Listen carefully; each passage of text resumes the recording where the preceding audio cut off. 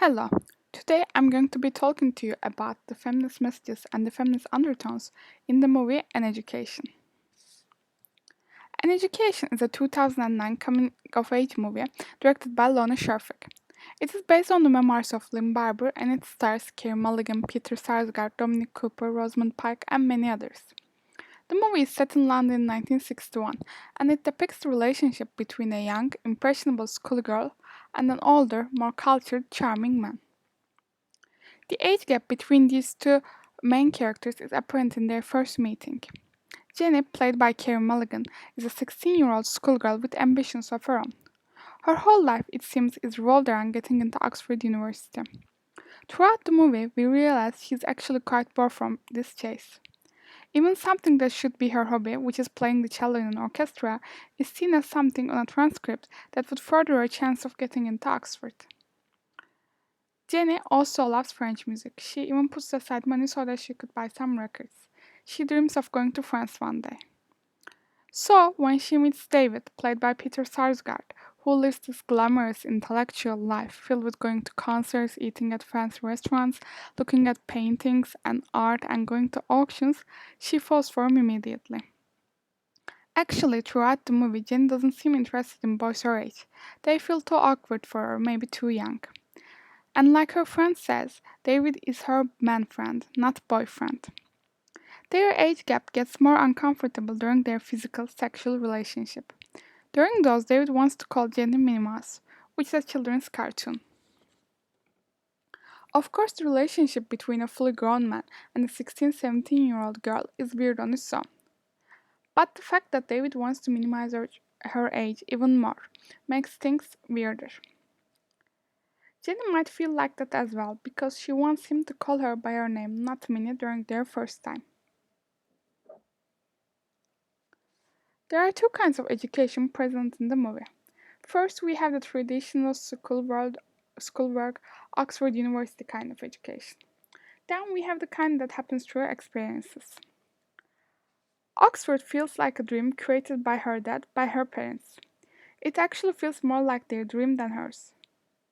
Yet when she's presented with an opportunity to marry off, her father gives up on that dream immediately. This gives off the message that there are things more important than a woman's education. Historically, this is accurate, because throughout history, women got the most education for the sole purpose of finding them a better suitor from a higher class, higher culture. While talking to her teacher, Jenny says, "But if we're all going to die the moment we graduate, isn't it what we do before that counts?"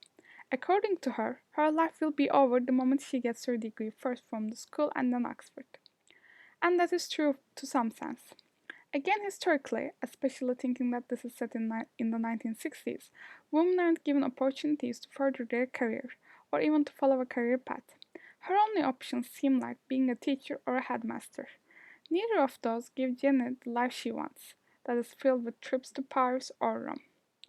While talking to her headmaster, played by Emma Thompson, her headmaster says, "Nobody does anything worth doing without a degree," which is true for some people.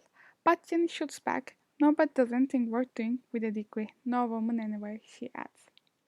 And this again shows her point of view on this topic.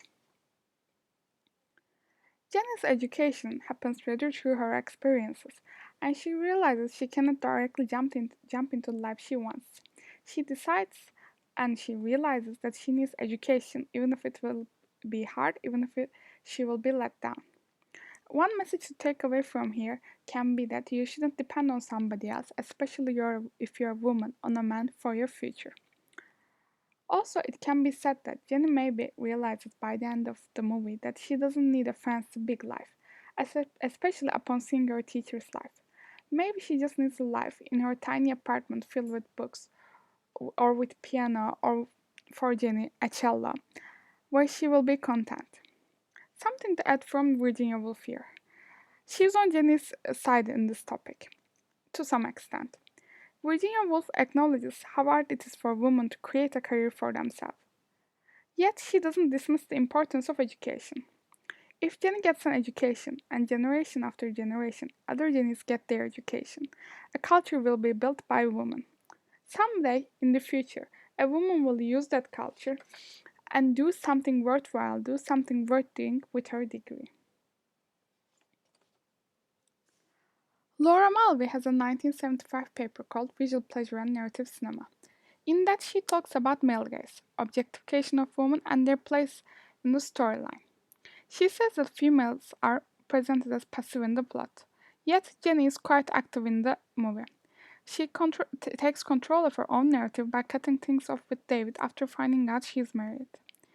She says, "No, I won't go through with this relationship, even if it means I will have to disrupt my life plans again and explain the whole ordeal to my parents."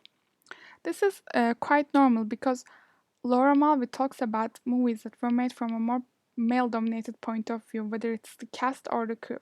But here we have a story of a young woman directed by a female director.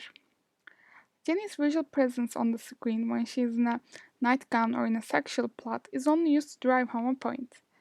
Maybe that point could be the age gap between Jenny and David. According to Laura Mulvey, the ultimate challenge is how to figure out how to fight the unconscious structure like a language while still caught in the language of the patriarchy. An Education is a female-directed movie driven by a female character and her story focusing on her coming of age and independence. It is Jenny's story that we are watching. Solon Shurfik tackles this challenge and actually succeeds. She manages to create a movie with feminist undertones and messages in a patriarchal world that we are living in and a patriarchal industry. Another feminist point of the movie is that it does not criticize Jenny's earlier actions regarding to David especially. The blame, in fact, is put on the adults surrounding her. Her parents, for example. Even Jen says that she could easily be fooled by David's charms as a young schoolgirl, but what were they thinking? Also, Jenny asks David's friends why they didn't warn her about his marriage status. Not only this, but the movie sees everything that happened as vital, as important for her journey in finding herself, understanding the world and the people around her. Nothing that happened to her or nothing that she chose to live is an error. In the end, after her education through her experiences in the voiceovers at Oxford, she says she feels older but not yet wiser. And that's okay because she's young and she still has a long way to go.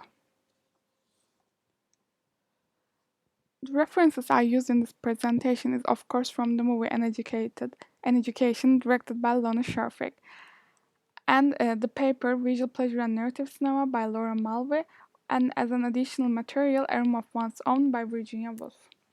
Thank you for listening.